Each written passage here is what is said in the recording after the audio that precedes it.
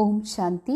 ಮುರಳಿ ದಿನಾಂಕ 9/8/25. ಮುರಳಿ ಮಹಾವಾಕ್ಯಗಳು. मीठे बच्चे, यह पुरुषोत्तम संगम युग कल्याणकारी युग है. इसमें ही पढ़ाई से तुम्हें श्री कृष्णपुरी का मालिक बनना है.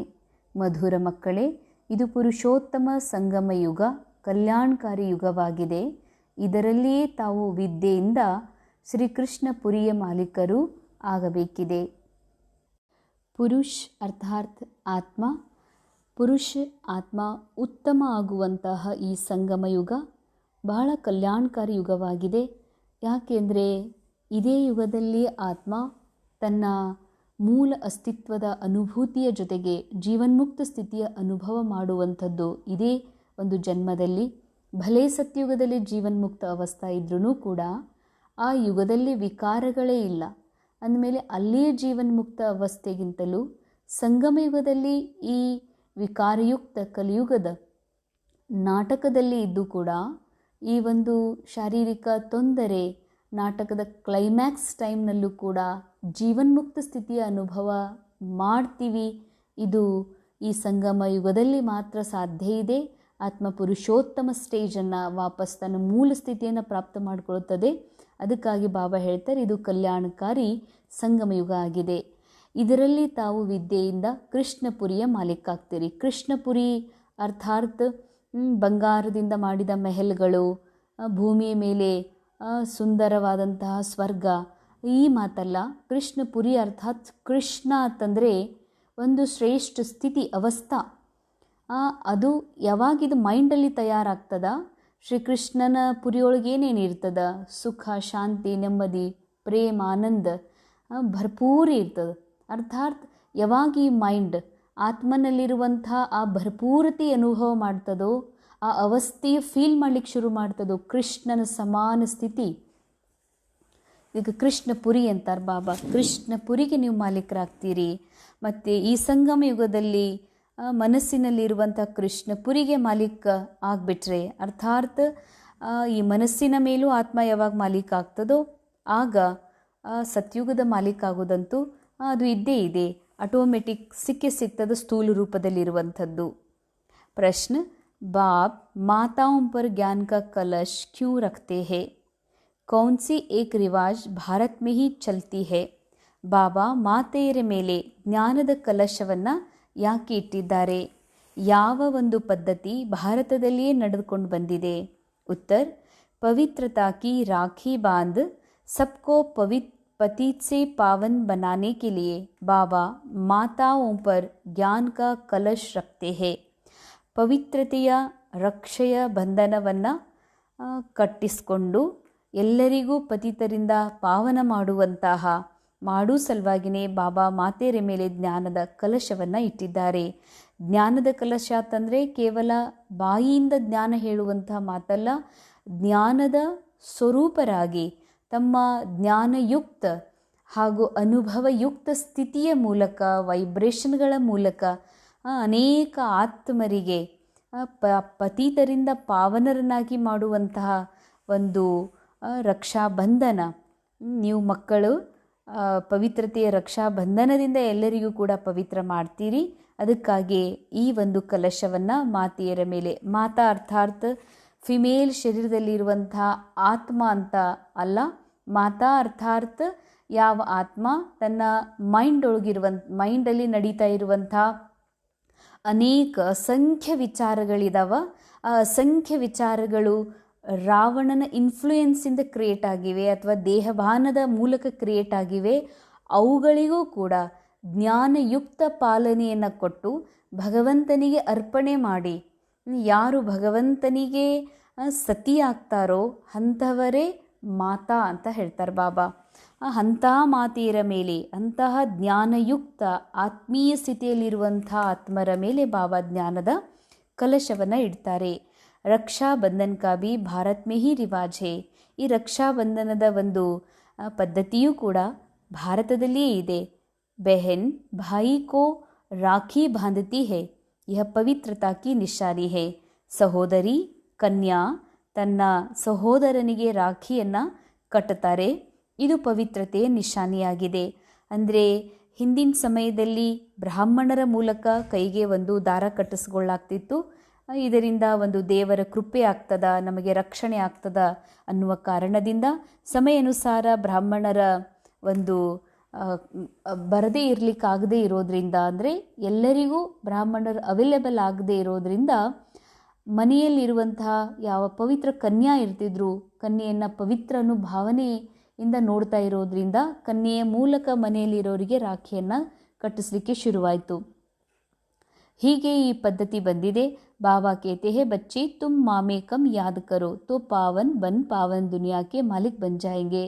ನಿರಂತರ ಬಾಬಾ ಹೇಳ್ತಾರೆ, ಭಲೇ ಕ್ಯಾರೆಕ್ಟರ್ ಒಳಗೆ ಯಾವುದೇ ಕೆಲಸ ನಿಮ್ಮ ಕಡೆಯಿಂದ ಆಗ್ತಾ ಇರ್ಬೋದು, ಯಾವುದೇ ಆ್ಯಕ್ಟಿಂಗ್ ನಡೀತಾ ಇದೆ, ಆದರೆ ಬುದ್ಧಿಯಿಂದ ಮನಸ್ಸಿನಿಂದ ನೆನಪು ಮಾಡೋದು. ಅರ್ಥಾತ್ ನಾ ಆತ್ಮ ಸ್ಮೃತಿಯೊಳಗೆ, ನಾನು ಆತ್ಮ ಅನ್ನುವಂಥ ನೆನಪನ್ನು ಇಟ್ಕೊಂಡು ತಂದೆಯ ಸಾನ್ನಿಧ್ಯದಲ್ಲಿರ್ತೀನಿ. ಈ ಮನಸ್ಸು ಬುದ್ಧಿನೂ ಕೂಡ ಬಾಬಾಗೆ ಅರ್ಪಿತ ಮಾಡ್ತೀನಿ. ಇದರಿಂದ ನೆನಪು ನಿರಂತರ ಆಗ್ತದ. ಪಾವನರಾಗಿ ಪಾವನ ಜಗತ್ತಿಗೆ ಮಾಲೀಕರಾಗ್ತೀರಿ. ಅರ್ಥಾತ್ ಮೈಂಡ್ ಪತೀತಾಗಿದೆ. ಅರ್ಥಾತ್ ಮೈಂಡ್ ಇಲ್ಲಿರುವಂಥ ನಾಟಕವನ್ನು ರಿಯಲ್ ಅಂತ ಅನುಭವ ಮಾಡಿದೆ. ನಾಟಕದಲ್ಲಿರುವ ಪಾತ್ರಧಾರಿಗಳ ಸ್ಟೋರಿ ರಿಯಲ್ ಅಂತ ಫೀಲ್ ಮಾಡಿದೆ. ಇದಕ್ಕೆ ದೇಹ ಭಾನ್ ಅಂತಾರೆ ಬಾಬಾ. ದೇಹ ಭಾನವೇ ಪತೀತಪನ. ಯಾವಾಗ ದೇಹ ಭಾನದಿಂದ ಮುಕ್ತ ಆಗ್ತೀರಿ, ಆಗ ಈ ಮೈಂಡ್ ಯಾವಾಗ ಈ ನಾನು ದೇಹ ಅಲ್ಲ, ನನ್ನ ಕ್ಯಾರೆಕ್ಟರೂ ಅಲ್ಲ, ವಸ್ತು ಅಲ್ಲ, ನಾನು ರೋಲ್ ಅಲ್ಲ ಅಂತ ಯಾವ ಸತ್ಯವನ್ನು ಸ್ವೀಕಾರ ಮಾಡ್ತದೋ, ಇದಕ್ಕೆ ಬಾಬಾ ಹೇಳ್ತಾರೆ ಪಾವನ ಜಗತ್ತಿಗೆ ಮಾಲೀಕರಾಗೋದು. ಅರ್ಥಾತ್ ಆತ್ಮ ಈ ಮೈಂಡಲ್ಲಿರುವಂಥ ಪೂರ ಸ್ಟೋರಿ ಏನು ವಿಶ್ವ ಇದೆ, ಆ ವಿಶ್ವಕ್ಕೆ ಆತ್ಮ ಮಾಲೀಕ ಆಗ್ತದೆ. ಇದಕ್ಕೆ ಬಾಬಾ ಪಾವನ ಜಗತ್ತಿಗೆ ಮಾಲೀಕರಾಗ್ತೀರಿ ಪಾವನರಾಗೋದ್ರಿಂದ, ತಂದೆಯ ನೆನಪು ಮಾಡೋದ್ರಿಂದ ಅಂತ ಹೇಳ್ತಾರೆ ಬಾಬಾ. ಗೀತ್ ಭೋಲೆನಾಥ್ ಸೆ ನಿರಾಲಾ ಔರ್ ಕೋಯಿ ನಹಿ ಹೈ. ಓಂ ಶಾಂತಿ.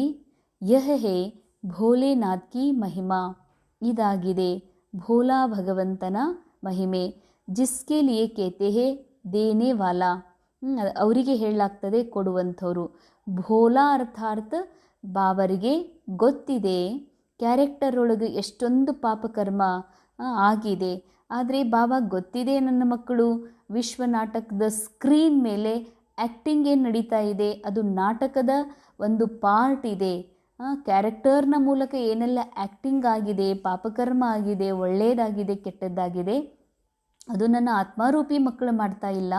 ಅವರಿಗೆ ಸಿಕ್ಕಿರುವಂಥ ಕ್ಯಾರೆಕ್ಟರ್ನ ಮೂಲಕ, ಪಾತ್ರದ ಮೂಲಕ ಈ ಅಭಿನಯ ನಡೀತಾ ಇದೆ ಅಂದಮೇಲೆ ನನ್ನ ಮಕ್ಕಳು ಸದಾ ಅವಿನಾಶಿ ಅದಾರ ಅಂತ ಅನುಭವ ಮಾಡ್ತಾರೆ ಬಾಬಾ. ಹೀಗಾಗಿ ಕಲ್ಪದ ಕೊನೆಯಲ್ಲಿ ಎಲ್ಲ ಕಳ್ಕೊಂಡು ಪತಿತರಾಗಿರುವಂತಹ ಮಕ್ಕಳನ್ನು ಬಾಬಾ ಬಹಳ ಪ್ರೇಮದಿಂದ ತನ್ನವರನ್ನಾಗಿ ಮಾಡ್ಕೊಳ್ತಾರೆ. ಅದಕ್ಕಾಗಿ ಭಗವಂತನಿಗೆ ಭೋಲಾನಾಥ ಅಂತ ಹೇಳಲಾಗ್ತದೆ. ತುಮ್ ಬಚ್ಚೆ ಜಾನ್ತೆ ಹೋ ಶ್ರೀ ಲಕ್ಷ್ಮೀ ನಾರಾಯಣ್ ಕೋ ಯಹ ರಾಜ್ಯ ಭಾಗ್ಯ ಕಿಸ್ನೇ ದಿಯಾ. ನೀವು ಮಕ್ಕಳಿಗೆ ಗೊತ್ತಾಗಿದೆ ಶ್ರೀ ಲಕ್ಷ್ಮೀ ನಾರಾಯಣರಿಗೆ ಈ ರಾಜ್ಯ ಭಾಗ್ಯವನ್ನು ಕೊಟ್ಟೋರು ಯಾರು ಅಂತ. ತುಮ್ ಬಚ್ಚೋं के लिए ये है संगम युग, तुम्हारे लिए कलयुग पूरा हो गया. ಅಂಡರ್ಲೈನ್. ಬಾಬಾ ಹೇಳ್ತಾರೆ, ಮಕ್ಕಳೇ ನೀವು ಮಕ್ಕಳಿಗಾಗಿ ಸಂಗಮ ಯುಗ ಇದೆ, ನಿಮಗಾಗಿ ಕಲಿಯುಗ ಕಂಪ್ಲೀಟ್ ಆಗಿದೆ ಅಂತಾರೆ ಬಾಬಾ. ನಾವು ನೋಡ್ತೀವಿ ಕಾಲಚಕ್ರದಲ್ಲಿ 100 ವರ್ಷದ ಸಂಗಮ ಯುಗ ಅರ್ಧ ಕಲಿಯುಗದಲ್ಲಿ ಬಂದಿದೆ, ಅರ್ಧ ಸತ್ಯುಗದಲ್ಲಿದೆ. ಅರ್ಥಾತ್ ಈಗ 80ನೇ ವರ್ಷ ನಡೀತಾ ಇದೆ ಅಂದರೆ ಕಲಿಯುಗ ನಾವು ಬಿಕೆ ಆತ್ಮಗಳಿಗಾಗಿ ಕಂಪ್ಲೀಟ್ ಆಗಿ ಹೋಗಿದೆ ಅಂತಾರೆ ಬಾಬಾ. ಅರ್ಥಾತ್ ಕಲಿಯುಗದ ನಮ್ಮ ಸ್ಕ್ರಿಪ್ಟ್ ಕಂಪ್ಲೀಟ್ ಆಗಿಬಿಟ್ಟಿದೆ. ಈಗ ಸತ್ಯುಗದ ಸ್ಕ್ರಿಪ್ಟ್ ಶುರುವಾಗಿದೆ ಅಂದಮೇಲೆ ಮೈಂಡ್ ಒಳಗೆ ಕೇವಲ ನಮಗೆ ಸತ್ಯಯುಗದ ಸತ್ಯತೆಯ ಸ್ಮೃತಿಗಳಿರಬೇಕೇ ಹೊರತಾಗಿ, ಆ ಸ್ಥಿತಿ ಇರಬೇಕೇ ಹೊರತಾಗಿ ಕಲಿಯುಗದ ಬಾಬಾ ಹೇಳ್ತಾರೆ ಭಲೇ ಕ್ಯಾರೆಕ್ಟರ್ ಒಳಗೆ ಕಲಿಯುಗ ಇರಲಿ, ಆದರೆ ಕಾನ್ಷಿಯಸ್ ಒಳಗೆ ಕಲಿಯುಗ ಇರಬಾರ್ದು. ಯಾಕಂದರೆ ಸ್ಕ್ರಿಪ್ಟ್ ಒಳಗೆ ಮೈಂಡ್ ಒಳಗಿನ ಕಲಿಯುಗ ಸಮಾಪ್ತ ಆಗಿದೆ ಅಂತಾರೆ ಬಾಬಾ. ಬಾಬಾ ಕೇತೆ ಹೇ ಮೀಠೆ ಬಚ್ಚೋ ಅಬ್ ಮೈ ಆಯಾ ಹೂँ ತುಮಕೋ ಸುಖಧಾಮ್ ಶಾಂತಿಧಾಮ್ ಲೇ ಜಾನೆ ಕೆ ಲಿಯೇ. ಮಕ್ಕಳೇ, ನಾನು ಬಂದಿದ್ದೀನಿ ನಿಮಗೆ ಸುಖಧಾಮ ಶಾಂತಿಧಾಮಕ್ಕೆ ಕರೆದೊಯ್ಯಲು. ತುಮ್ ಸುಖಧಾಮ್ ಕೆ रहवासी थे, फिर दुख धाम में आए, पुकारते हो ಬಾಬಾ आओ ಇಸ್ ಪುರಾನಿ ದುನಿಯಾ ಮೇ. ನೀವು ಕರೆದ್ರಲ್ಲ ನನಗೆ, ಬಾಬಾ ಬನ್ನಿರಿ, ಈ ಹಳೆಯ ಜಗತ್ತಿನಲ್ಲಿ ಬಂದು ನನ್ನನ್ನು ಪಾವನ ಮಾಡ್ರಿ ಅಂತ ನೀವು ಕರೆದಿದ್ದಕ್ಕಾಗಿಯೇ ನಾನು ಬಂದೀನಿ ಅಂತ ಹೇಳ್ತಾರೆ ಬಾಬಾ. ಜ್ಞಾನ್ ಸೇ ಹಿ ಸದ್ಗತಿ ಹೋತಿ ಹೇ, ಮನುಷ್ಯ तो ಕುಂಭಕರ್ಣ ಕಿ ನೀಂದ್ ಮೇ ಸೋಯೇ ಹುಯೇ ಹೇ. ಜ್ಞಾನದಿಂದಲೇ ಸದ್ಗತಿ ಆಗ್ತದೆ, ಆದರೆ ಮನುಷ್ಯರು ಕುಂಭಕರ್ಣ ನಿದ್ರೆಯಲ್ಲಿ ಮಲಗಿದ್ದಾರೆ. ಕುಂಭಕರ್ಣ ಅಂದರೆ ದೇಹವೇ ಸತ್ಯ ಅಂದ್ಕೊಂಡು ದೇಹಭಾನದಲ್ಲಿ ಮುಳುಗಿದ್ದಾರೆ. ಇದಕ್ಕೆ ಕುಂಭಕರ್ಣ ನಿದ್ರೆ ಅಂತ ಹೇಳ್ತಾರೆ ಬಾಬಾ. ಜೋ ಜಗತೆ ಹಿ नहीं, इसीलिए बाबा कहते हैं मैं कल्प कल्प आता हूँ, मेरा भी ಡ್ರಾಮಾ ಮೇ ಪಾರ್ಟ್ ಹೇ. ಬಾಬಾ ಹೇಳ್ತಾನೆ ಕಲ್ಪ ಬರ್ತೀನಿ ಎಚ್ಚರಿಸಲಿಕ್ಕೆ, ನಂದು ಬರೋದು ಕೂಡ, ಆ್ಯಕ್ಟಿಂಗ್ ಮಾಡೋದು ಕೂಡ, ನಿಮಗೆ ಜ್ಞಾನ ಹೇಳೋದು, ಪ್ರೀತಿಯ ಪಾಲನೆ ಕೊಡೋದು ನಂದು ಡ್ರಾಮಾದಲ್ಲಿ ಪಾರ್ಟ್ ಇದೆ ಅಂತಾರೆ ಬಾಬಾ. ಪಾರ್ಟ್ ಬಿಗರ್ ಮೇ ಬಿ ಕುಚ್ नहीं कर सकता हूँ, ಪಾತ್ರ ಮಾಡದೆ ನಾನು ನಿಮಗೇನೂ ಮಾಡೋಕ್ಕಾಗೋದಿಲ್ಲ, ಅಂದರೆ ಜ್ಞಾನ ಕೊಡಲಿಕ್ಕೂ ಆಗೋದಿಲ್ಲ. ಮೇ ಬಿ ಡ್ರಾಮಾಕ್ಕೆ ಬಂಧನ್ ಮೇ ಹ್ಞೂ, ಬಾಬಾ ಅಂತಾರೆ ನಾನು ಡ್ರಾಮಾದ ಬಂಧನದಲ್ಲಿದ್ದೀನಿ. ಬಂಧನ ಅಂದರೆ ಬಂಧಿಸುವ, ನೋವು ಕೊಡುವ, ದುಃಖ ಮಾಡುವಂಥ ಬಂಧನ ಅಲ್ಲ, ಆದರೆ ಬಾಬಾ ಡ್ರಾಮಾದಲ್ಲಿ ಬರಲೇಬೇಕು, ಇದು ಬಂಧನ. पूरे टाइम पर आता हूँ, ड्रामा के प्लान अनुसार मैं तुम बच्चों को वापस ले जाता हूँ. ಬಾಬಾ ಹೇಳ್ತಾರೆ ಡ್ರಾಮಾ ಪ್ಲಾನ್ ಅನುಸಾರ ನೀವೆಲ್ಲ ಮಕ್ಕಳಿಗೆ ಡ್ರಾಮಾದ ಆ್ಯಕ್ಟಿಂಗ್ ಕಂಪ್ಲೀಟ್ ಆದಮೇಲೆ ವಾಪಸ್ ಆತ್ಮಗಳಿಗೆ ಸಂಪೂರ್ಣ ಸ್ಮೃತಿಯನ್ನು ಕೊಡಿಸಿ ತನ್ನ ಸಮಾನ ಮಾಡಿಕೊಂಡು, ಅಂದರೆ ಬಾಬನ ಸಮಾನ ಕಾನ್ಷಿಯಸ್ ಲೆವೆಲನ್ನು ಎತ್ತರಿಸಿ ಬಾಬಾ ಮಕ್ಕಳನ್ನು ತಮ್ಮ ಜೊತೆಯಲ್ಲಿ ಕರ್ಕೊಂಡು ಹೋಗ್ತಾರೆ. ಇಂದಿನ ಮುರಳಿಯ ಮುಖ್ಯ ಸಾರ್, इस पुरानी दुनिया में रहते डबल अहिंसक बन योग बल से अपनी नई दुनिया स्थापन करनी है. ಈ ಹಳೆಯ ಜಗತ್ತಿನಲ್ಲಿ ಇರ್ತಾ ಡಬಲ್ ಅಹಿಂಸಕರಾಗಿ ಯೋಗ ಬಲದಿಂದ ಹೊಸ ಜಗತ್ತಿನ ಸ್ಥಾಪನೆ ಮಾಡಬೇಕಾಗಿದೆ. ಡಬಲ್ ಅಹಿಂಸಕ ಅಂದರೆ ಒಂದು ಆತ್ಮ ಕ್ಯಾರೆಕ್ಟರಲ್ಲೂ ಕೂಡ ಹಿಂಸೆ ಮಾಡೋದಿಲ್ಲ ಮತ್ತು ಮೈಂಡ್ ಒಳಗೂ ಕೂಡ ಹಿಂಸೆ ಮಾಡೋದಿಲ್ಲ. ಅರ್ಥಾತ್ ನಾನು ಇದನ್ನು ಮಾಡ್ತಾ ಇದ್ದೀನಿ ಅಥವಾ ಈ ಅನ್ಯಾಯದಲ್ಲಿ ಭಾಗಿಯಾಗಿದ್ದೀನಿ ಅನ್ನೋದು ಕೂಡ ಆತ್ಮ ಅದರ ಅನುಭವ ಮಾಡೋದಿಲ್ಲ. ಅಂದರೆ ಅಷ್ಟು ಅಹಿಂಸಕ ಬುದ್ಧಿ, ಅಂದರೆ ಹಿಂಸೆಯ ಸ್ಮೃತಿಯೂ ಕೂಡ ಇರೋದಿಲ್ಲ. ಅಹಿಂಸಕರಾಗಿ ಯೋಗ ಬಲದಿಂದ ಹೊಸ ಜಗತ್ತಿನ ಸ್ಥಾಪನೆ ಎಲ್ಲಿ ಮಾಡಬೇಕಾಗಿದೆ? ಮೈಂಡ್ ಒಳಗೆ. ಹೊಸ ಜಗತ್ತಿನಲ್ಲಿ ಏನಿರ್ತದ? ಹೊಸ ಜಗತ್ತಿನ ಸ್ಥಾಪನೆ ಅಂದರೆ ಹೊಸ ಜಗತ್ತಿನಲ್ಲಿ ಏನಿದೆ, ಸತ್ಯುಗದಲ್ಲಿ ಏನಿದೆ? ಕೇವಲ ಹೈಯರ್ ಕಾನ್ಷಿಯಸ್ ಇರ್ತದ. ನಾ ಆತ್ಮ ಅನ್ನುವಂಥ ಒರಿಜಿನಲ್ ಸ್ಮೃತಿ ಇರ್ತದ. ನಾ ಆತ್ಮ ಕೇವಲ ಆತ್ಮ ಅಲ್ಲ, BK ಜೀವನದಲ್ಲೂ ಆತ್ಮ ಅನ್ನೋ ಸ್ಮೃತಿ ಇದೆ. ಆದರೆ ಇಟರ್ನಲ್ ಸೋಲ್, ನಾ ಅವಿನಾಶಿ ಇದ್ದೀನಿ. ಅವಿನಾಶಿ ಅರ್ಥಾತ್ ನನ್ನ ಸುಖ, ನನ್ನ ಶಾಂತಿ, ನೆಮ್ಮದಿ ಎಂದೂ ಕಮ್ಮಾಗೋದಿಲ್ಲ ಅನ್ನುವ ಸತ್ಯ ಸ್ಮೃತಿ ಇರ್ತದೆ. ಹೀಗಾಗಿ ಅಲ್ಲಿ ಬೇಕು, ಸಿಗಬೇಕನ್ನುವಂಥ ಮಾತು ಸತ್ಯುಗದಲ್ಲಿ ಇರೋದಿಲ್ಲ. ಅಂತಹ ರಾಜಧಾನಿಯ ಸ್ಥಾಪನೆ ಈ ಮೈಂಡಲ್ಲಿ ಸ್ಥಾಪನೆ ಆಗ್ತಾ ಇದೆ. ಅದಕ್ಕಾಗಿ ತಾವು ತಮ್ಮ ಜೀವನವನ್ನು ಈಗ ವಜ್ರ ಸಮಾನ ಅರ್ಥಾತ್ ಬಹಳ ಅಮೂಲ್ಯ ಮಾಡ್ಕೋಬೇಕಂತಾರೆ ಬಾಬಾ. ಅಮೂಲ್ಯ ಜೀವನ ಅಂದರೆ ಬಹಳ ಧನ ಸಂಪತ್ತು ಇದೆ, ಅದು ಅಮೂಲ್ಯ. ಭಗವಂತನ ಸ್ಮೃತಿ, ಭಗವಂತನ ಒಂದು ಸಮಾನ ಮನೋಸ್ಥಿತಿ ಇದೆ ಅಂತಂದರೆ, ಪರಮಾತ್ಮನ ಸಂಘದಲ್ಲಿ ಇದ್ದುಕೊಂಡು ಪಾರ್ಟನ್ನು ಪ್ಲೇ ಮಾಡ್ತೀವಿ ಅಂತಂದರೆ ಇದಕ್ಕಿಂತ ವಜ್ರ ಸಮಾನ ಜೀವನ ಮತ್ತೊಂದಿರಲಿಕ್ಕೆ ಸಾಧ್ಯವಿಲ್ಲ. ಸೆಕೆಂಡ್ ಪಾಯಿಂಟ್, बाप जो सुनाते हैं उस पर विचार सागर मंथन कर दूसरों को सुनाना है.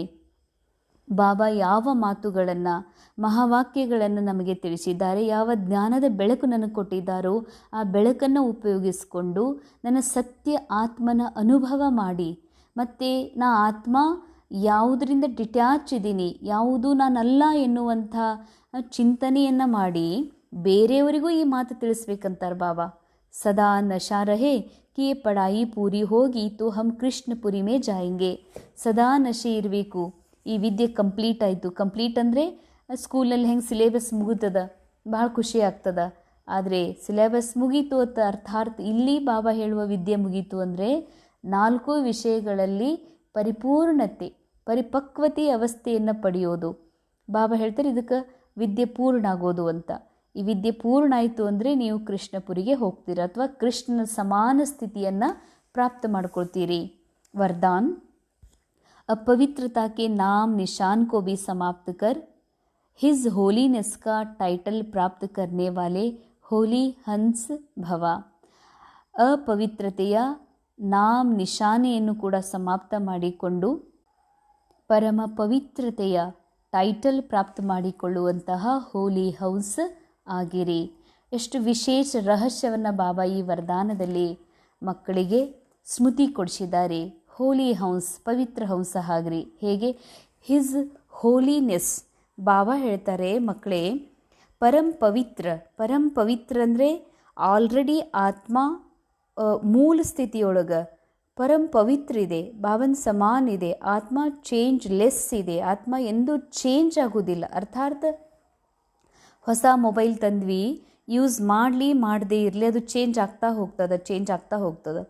ಚೇಂಜ್ ಆಗಿ ಹಳೇದಾಗಿ ಮತ್ತೆ ಹೊಸದಾಗೋದಿಲ್ಲ, ಸಮಾಪ್ತಾಗಿ ಹೋಗ್ತದೆ.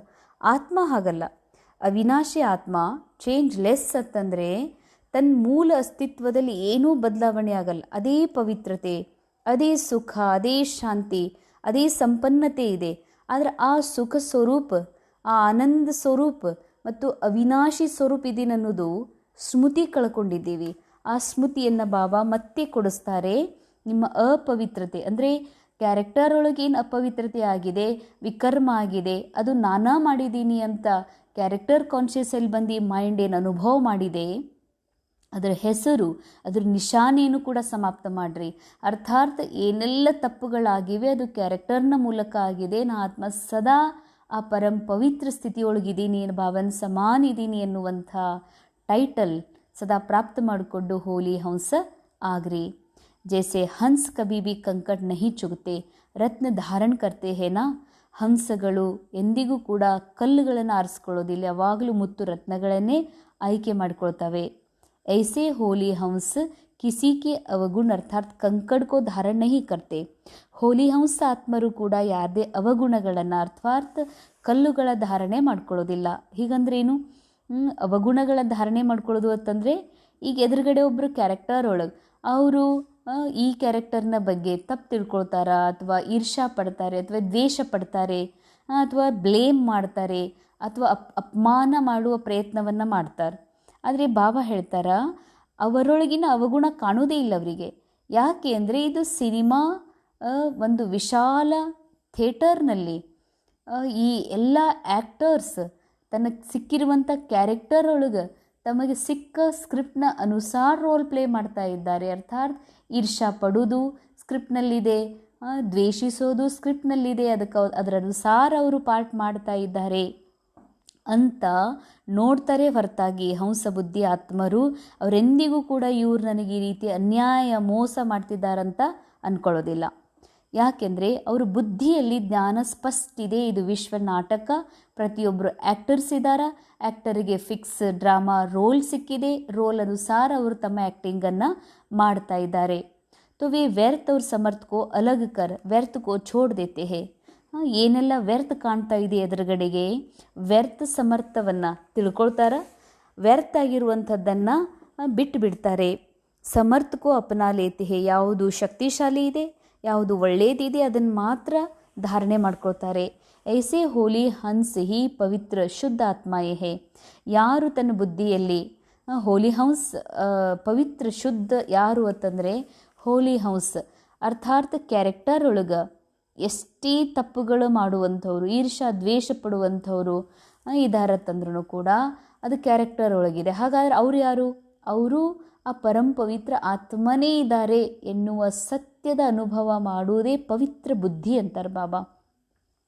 ಪವಿತ್ರ ಶುದ್ಧ ಆತ್ಮರವರು, ಉನ್ಕ ಆಹಾರ ವ್ಯವಹಾರ ಸಬ್ ಶುದ್ಧ ಹೋತಾ ಹೇ.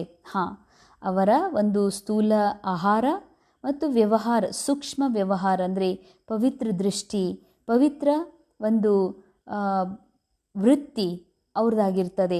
अब जब अशुद्धि अर्थात अपवित्रता का नाम निशान भी समाप्त हो जाए तब भविष्य में हिज होलीनेस का टाइटल प्राप्त हो इसीलिए कभी गलती से भी किसी के अवगुण धारण नहीं करना है.